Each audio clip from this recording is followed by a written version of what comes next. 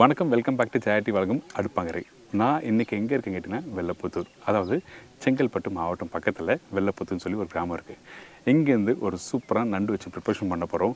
நாங்கள் இந்த side travel பண்ணும்போது ஒரு டிஷ்ஷு பண்ணலாமே அப்படின்னு நினச்சோம். ஆனால் இங்கே விவசாயம் பண்ணுறாங்க பார்த்தீங்களா, பின்னாடி அந்த பயிரெலாம் நடுறாங்க பார்த்தீங்களா, அந்த இடத்துல நண்டுலாம் பிடிச்சிருந்தாங்க. அந்த நண்டை வச்சு தான் இன்றைக்கி ஒரு சூப்பராக ரசம் பண்ண போகிறோம். நீங்கள் நார்மலாக வந்து கடல் நண்டு வச்சு சமைச்சிருப்பீங்க, ஆனால் வயல் நண்டு வச்சு ஒரு ரசம் செஞ்சால் எப்படி இருக்குன்னு சொல்லிட்டு தான் இன்றைக்கி நம்ம சேனலில் பார்க்க போகிறோம். பக்கத்தில் நண்டுலாம் வச்சு ரெடியாக இருக்காங்க, அவங்கள்ட்ட வாங்கலாமா? அக்கா கொடுங்கக்கா, நண்டு பிடிச்சிங்களா?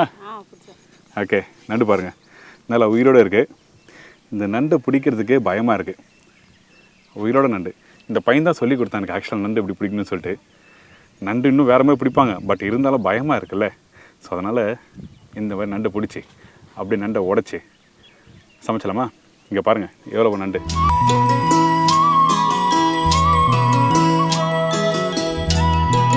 இந்த நண்டை பிடிக்கிறது ஒரு பெரிய வேலை. ஆனால் இந்த நண்டை பிடிக்கிறதுக்கு இந்த பையன் தான் சொல்லி கொடுத்தான், பக்கத்தில் இருக்க பையன். அப்படி 2 காலை உடச்சிட்டா முடிஞ்சு போச்சு. சேஃபாக நம்ம நண்டை க்ளீன் பண்ணி இப்போது சமைக்க வேண்டியதான். இந்த 2 காலை தான் ரொம்ப இம்பார்ட்டன்ட். இப்போது நண்டை அப்படியே உடச்சி இங்கே பாருங்கள், அவ்வளோதான். உள்ளே நல்லா க்ளீன் பண்ணிவிட்டு நண்டு ரசம் பண்ண போகிறோம்.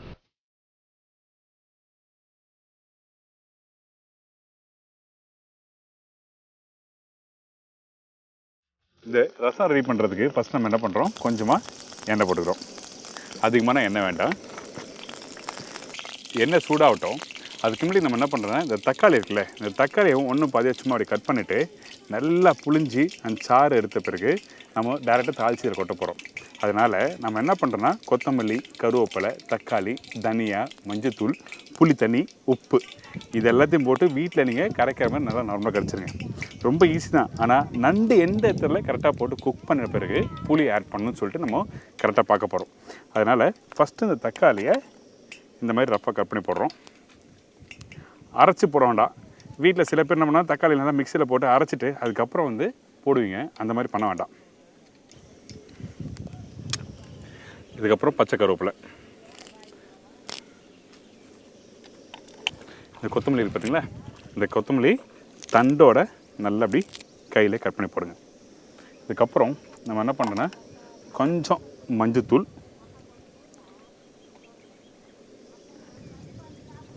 தனியா பவுடர்.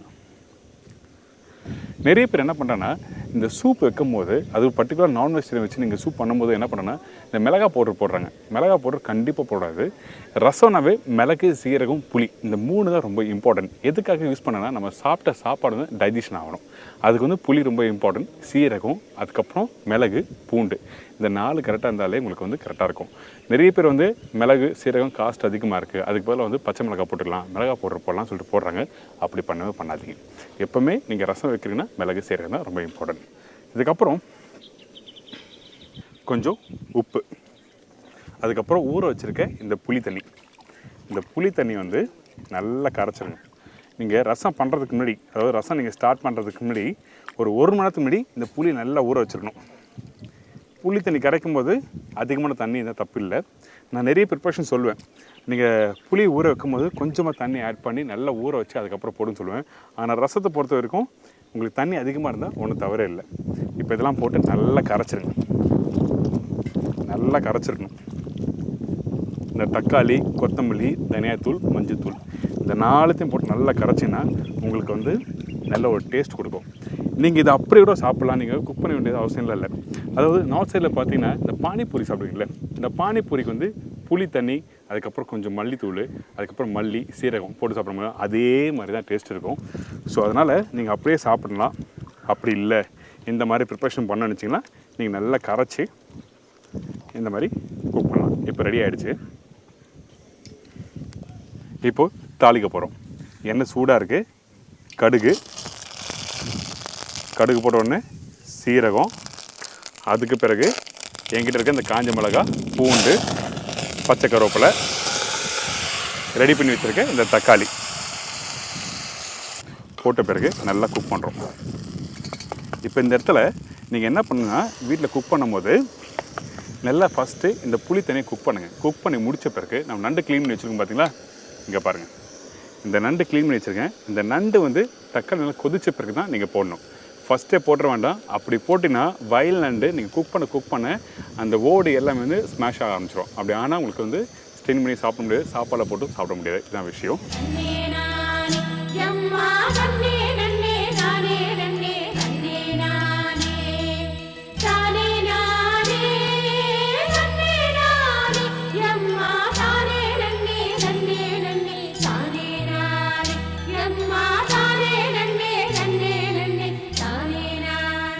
இப்போ பாருங்கள், இந்த தக்காளி இந்த புளி தண்ணியும் நல்லா கொதி வருதா.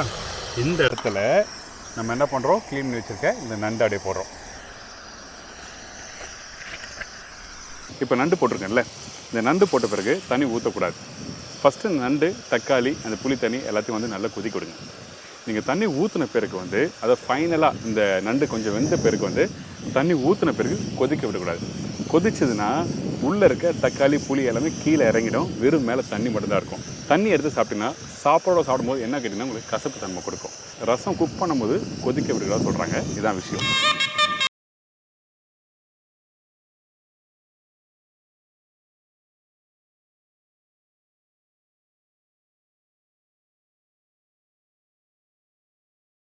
நான் சொன்னேன் பார்த்தீங்களா, நண்டு வெந்த பிறகு அதாவது 10லேருந்து 15 நிமிஷம் நல்லா வேக விடுங்க. வெந்த பிறகு என்கிட்ட இருக்க தண்ணியை நம்ம ஊற்றுறோம். தண்ணி நண்டு வேகாமல் ஊற்றக்கூடாது, சரிங்களா? தண்ணி ஊற்றியாச்சு. இப்போ நம்ம என்ன பண்ணுறோன்னா, இதுக்கு மேலே வந்து ரசம் கொதிக்கக்கூடாது, ரொம்ப இம்பார்ட்டன்ட். மெதுவாக ஸ்லோ ஃப்ளேமில் வச்சுருங்க. கொஞ்சம் நுர வரும் பார்த்தீங்களா, அந்த டைமில் நீங்கள் பொறுமையாக வந்து அடுப்பு ஆஃப் பண்ணிட்டு சாப்பாடோடு சாப்பிட்டிங்கன்னா அந்தளவுக்கு அருமையாக இருக்கும். இப்போ நம்ம என்ன பண்ண போகிறோன்னா, என்கிட்ட இருக்க இந்த மிளகுத்தூளை அப்படியே மேலோட்டமாடி போடுங்க. அதுக்கப்புறம் சீரகம்,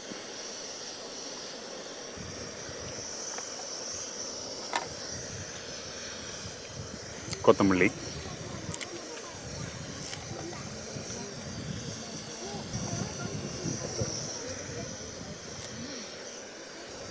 கருவேப்பிலை, அவ்வளோதான். ரசம் பார்த்தீங்களா, அப்படி நுர தள்ளி வருதா, இந்த மாதிரி தான் வரணும். அவ்வளோதான். இந்த வயல் நண்டு ரெடி ஆகிடுச்சு. இந்த வயல் நண்டு ரசம் அப்படியே சுட சுட வெள்ளை சாதத்தோடு போட்டு சாப்பிட்டா அந்தளவுக்கு அருமையாக இருக்கும். பின்னாடி எல்லாம் வேலை செய்கிறாங்கல்ல, அவங்களுக்கு டேஸ்டிங் கொடுக்கலாம் ஃபஸ்ட்டு. அதுக்கு முன்னாடி நம்ம டேஸ்ட் பண்ணி பார்த்தலாமா?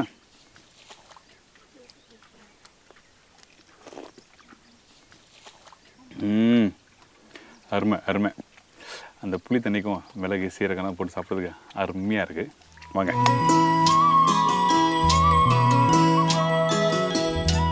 அம்மா, உங்களுக்காக நண்டு ரசம் ரெடி பண்ணியிருக்கேன். என்ன பண்ணுறீங்க? நடுநடுறீங்களா? விவசாய வேலை செய்கிறோம், நடுநடுறோம். அப்படியா? எப்போ ஆரம்பிச்சிங்க? காலையில் 10 மணி. 10 மணிலேருந்து இவ்வளோ நேரம் ஆச்சா முடிக்கிறதுக்கு? ஏற்கனவே நட்டுட்டு இருக்கிறோம்ல, சரி. கைனி முடிச்சுட்டு 4வது கைனி வந்திருக்கிறோம். இது எவ்வளோ நேரம் ஆகும் நடக்குது? இதுவா, நாங்கள் 1 மணி நேரத்தில் இப்போ நட்டுன்னு வந்துட்டோம். நட்டுருவீங்களா? சூப்பர். ஸோ உங்களுக்கு நண்டு ரசம் பண்ணியிருக்கேன், எப்படின்னு பார்ப்போம். ஒரு நாளைக்கு வேலை செஞ்சால் எவ்வளோ சம்பளம்? 150 ரூபா. 150 ரூபாவா? நண்டு ரசம் சாப்பிடுவீங்களா?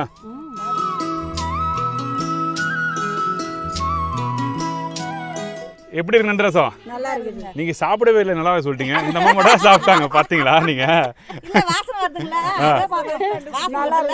சரி, நல்லா உட்காந்து சாப்பிடுங்க. நண்டு ரசம் உங்களுக்காக செஞ்சிருக்கேன். நம்ம கிராமத்து நண்டு, நீங்க கொடுத்த நண்டு வச்சு பண்ணிருக்கோம். ஆமா, உங்க நண்டு தான் உங்களுக்கே செஞ்சு கொடுத்துருக்கேன்.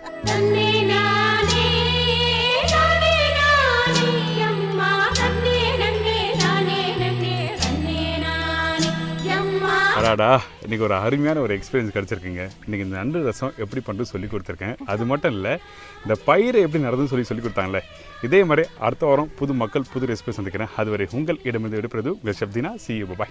Take care.